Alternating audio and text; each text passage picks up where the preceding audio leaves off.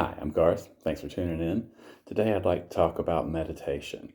Practice has been around for over 7,000 years, older than the pyramids of Giza, older than Stonehenge. Today I'd like to explore some of the scientific benefits of meditation, touch on some deep historical roots, and talk about common experiences that people have when they begin to deepen their meditation practice. Practice is a key word, very much like developing a free throw in basketball. It's something that you got to do over and over to get good at. The reason I say that is sometimes when you need it, if you haven't been practicing, it's harder to get to that state. But I'll come back to that. So let's get centered and begin. Start out by talking about some of the ancient roots. The oldest documents and evidence that talk about meditation are the Vedas. They go back somewhere around 3,500 years. The first depictions of meditation come from cave drawings on walls in India that depict people sitting in a meditative posture, and those go back about 7,000 years. Not necessarily saying that just because something's old that it's good, but it is important. The reason being is that there are a lot of ideas, a lot of practices. What I'm going to focus on is more of a mindful meditation. It's a more simple practice. The best analogy I can give you for that is like going to an ice cream bar. You start off with a scoop of your favorite flavor. For me, that's going to be chocolate. So I'm going to say the chocolate ice cream is the basic meditation flavor. This is just mindfulness. Not a lot of spirituality, no religious content to it. Can meditation be spiritual or religious? Absolutely. It's up to you. Going back to our ice cream bar. I've got my scoop of chocolate ice cream. Now I've got all kinds of stuff I can put on it. I can put on coconuts or regular nuts or chocolate sauce or whipped cream or gummy bears or candy sprinkles, whatever I like. And that's kind of the point here. This is very much a choose your own adventure. But the adventure I'm trying to help you start out with today is more of a basic version. To give some other examples, in China, there's Taoism, there's Buddhism that comes from other areas, excuse me. Basically what we're talking about is Eastern philosophies, but I don't really want to get too far into that, so I'm going to keep moving on. There's been a number of documented scientific benefits for using and practicing meditation. I will encourage you to go out. Don't just take my word for it, but read up on them. You can go to lots of sites and find lots of good stuff. But there's some simple stuff in here that we can look at. The first one is a big one: reduce stress. Meditation has absolutely been shown to reduce stress, anxiety. I'm going to pause here for a second and say that once it is to a clinical or pathological level, I highly, highly, highly recommend going to a medical professional. There's no substitute.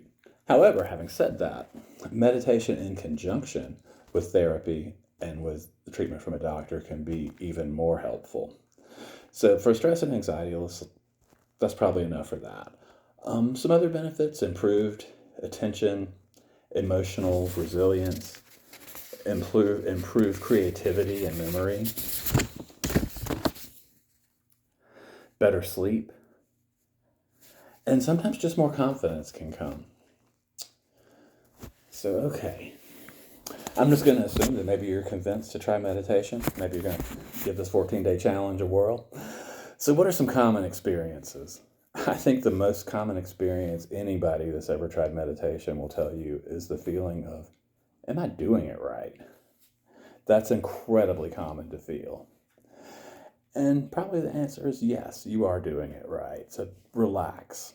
If you feel that, it's perfectly normal. Another thing I always try to remind myself of is meditation is not a competition. It's not about doing it the best. The only one you're competing with is yourself. To that vein, I highly encourage you to view it as a marathon, not a sprint. It's a daily practice. Don't know this for sure, but I'm pretty sure meditating for 12 hours straight ain't going to cover you for 2 weeks. Maybe I'm wrong.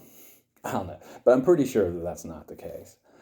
What you want is something every day, or every day that you can. If you miss a day, it doesn't mean you have to beat yourself up. Just try to get back to it tomorrow.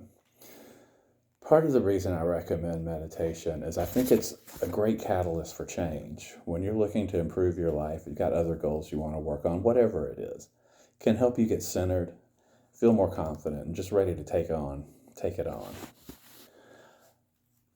Another thing that's pretty common, especially for people trying to meditate for the first time, is restlessness. That is perfectly normal. You hear people talk about, oh, you just need to clear your mind of all thoughts. That's a lot easier to say than it is to do. Some other things that people may experience are things like increased clarity, different emotions surfacing, connection over time. People start feeling a greater connection to themselves and those around. Time distortion is another thing that one can feel in meditation. Meditating for 5 minutes can feel like 30 seconds. It can feel like 5 hours sometimes. Everyone's experience is going to be different, and it is quite subjective. So, okay, now that we've talked about that, let's start talking about how to get started. Probably thinking, yeah, Garth, that sounds great, but how do I actually do all that? It's a fair question. It doesn't have to be complicated. You don't have to go to a mountaintop in Nepal or sit cross-legged for hours in silence. You can start today, right from your living room, or anywhere really. Some people prefer sitting, some people prefer laying down. There's all types, and I'm not really trying to tell you that one way is better than the other. If you ask me, I prefer to lay down because I think it's a little bit easier to get into it, but that's just me.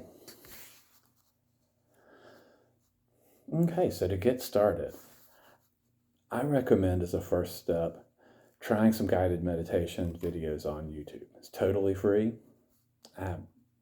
I'm happy to give this information away because I think it helps people, and that's something that's important to me. I believe very strongly that strong individuals make strong communities. And when people are happier and healthier, they're more empathetic towards themselves and others. So, what would I do? Google 10-minute guided meditation on YouTube. You're going to find all kinds of stuff. Even better, add guided meditation for beginners. Let's see. There's all kinds of different flavors there, so I highly recommend taking a few minutes to just listen and see if it's something that's going to jive with you first. Because if it's not, it may be tough. I've listened to guided meditations that made it feel so easy and helped me to get to that next step. I've also listened to some that I wanted to argue with them while they were talking. That does not lead to a meditative state. So enough on that. A couple that I'll try to post a few, but a couple that I've tried that I liked. I like The Honest Guys a lot. I like Headspace.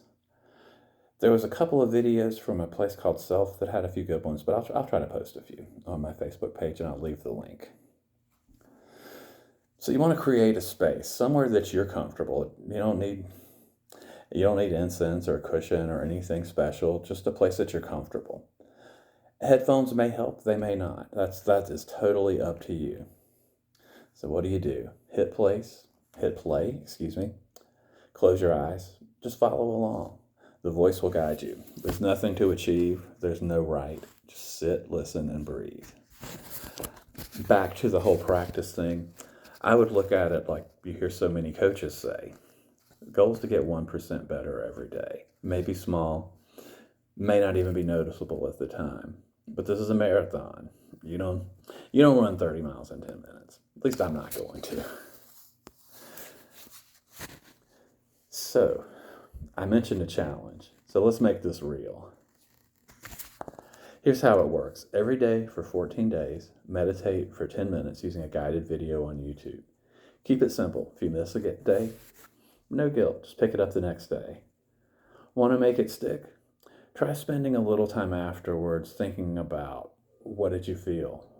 What did you come to? Did you have any difficulties? Was there anything you liked or didn't like? For that matter, journal, however you want to do it. I'll say it again. This is a choose your own adventure.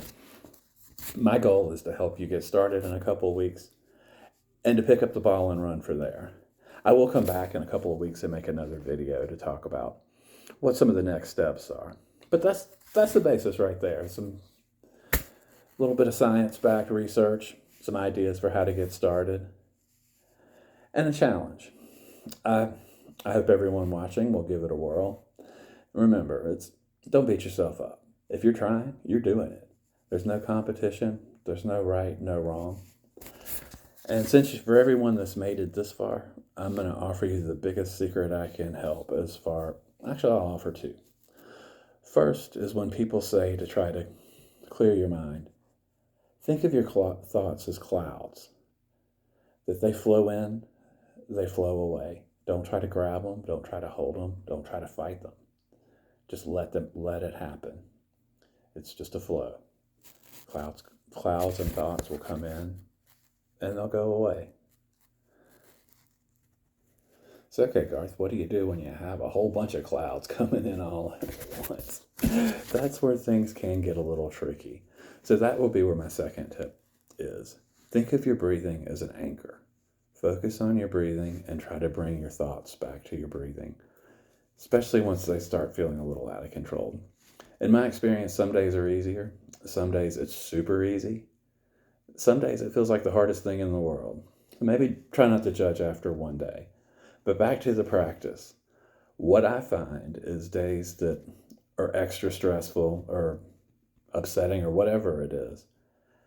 When I've been practicing meditation, it's a lot easier to try to get in that meditative state and to turn things around. That's what this 2-week challenge is all about. If you like this video, please consider subscribing, liking, sharing, commenting, all that good stuff. Thanks so much for watching, and I'll see you next time.